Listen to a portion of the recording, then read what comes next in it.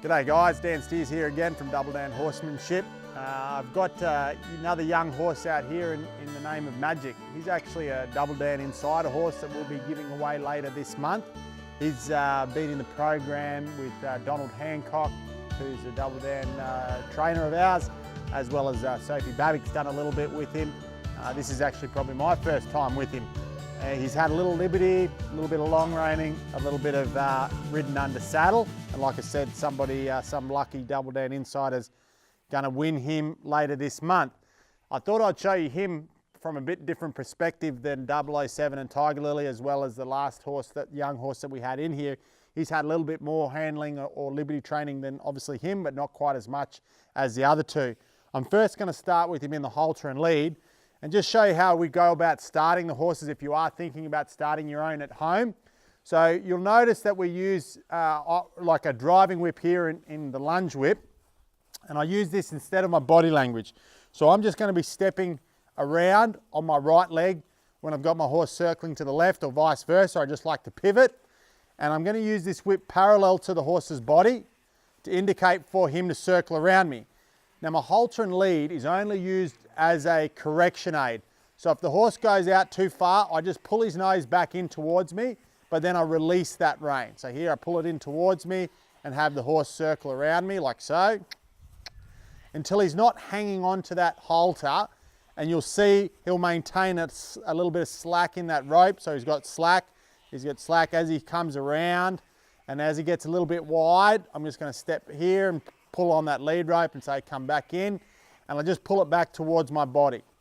So this is just telling there. Now the horse is traveling around me. I'll lower my whip at 90 degrees, and then the horse needs to come and stand on the opposite side of my body to where I can just reach out and rub his shoulder. So these are the important stages of starting a liberty horse prior to taking the halter and lead off. I'm going to step back and send him back out again, and this time I'm going to work on a change of direction. It all comes off my whip. So I'm going to send the horse out a little bit larger circle, change my whip, and you can see that changes the direction of the horse. Then we're going to do the same process. He's got great bend here, so I'm just going to ask him to follow around the trainer. There, there, there. And then when I lower my whip here to my left, then the horse comes up on my right, so I can reach out and pat his shoulder. It's not a near side or offside thing, it's purely left and right. And that's the basics that we want to get established on a horse before we go ahead and we turn them loose at liberty.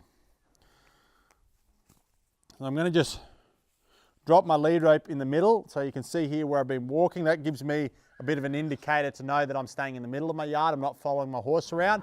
I'm going to pick up my whip parallel to the horse's body. Now he might make some mistakes as well. Like I said, he's not as advanced as those other two horses. I can see he's just thinking about drifting off me. So I'm going to put a little bit of pressure from behind here with my whip, and then until he gets connected. Now he's connected and he's looking at me, I can then drive him around. So there, if I lose that look, I'll just ask him to come back in here, there.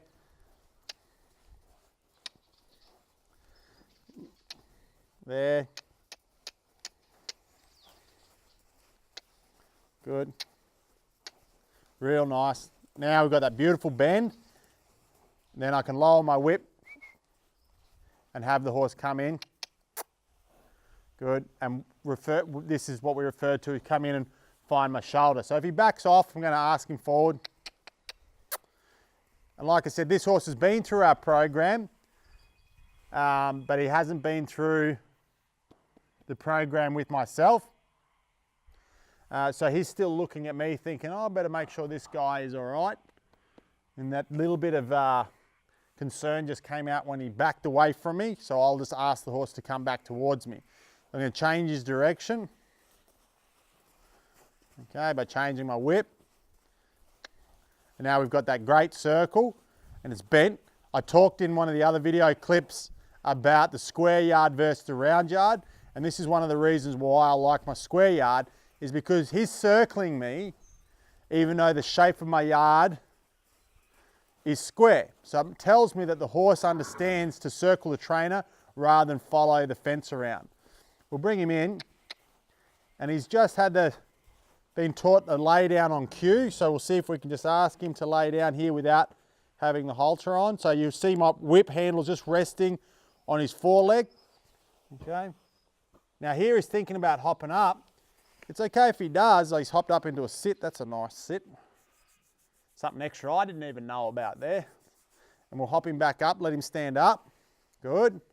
And then I'm going to reposition and ask him to lay back down again. Because that was something that I didn't control.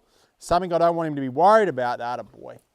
I want him just to get comfortable here, laying down, before he then hops back up. So if you are teaching your horses to lay down at home and your horses are hopping up without you signaling them, don't punish them for it. Just re-lay them down, or re-ask them to lay down, I should say, until the horse is just comfortable, and then you ask the horse up prior to him getting up. So you're in control of it. So that's a really important part to understand. If you get your horses nervous, like by, punishing them for just trying, then they'll get scared when we go to represent it to them later on.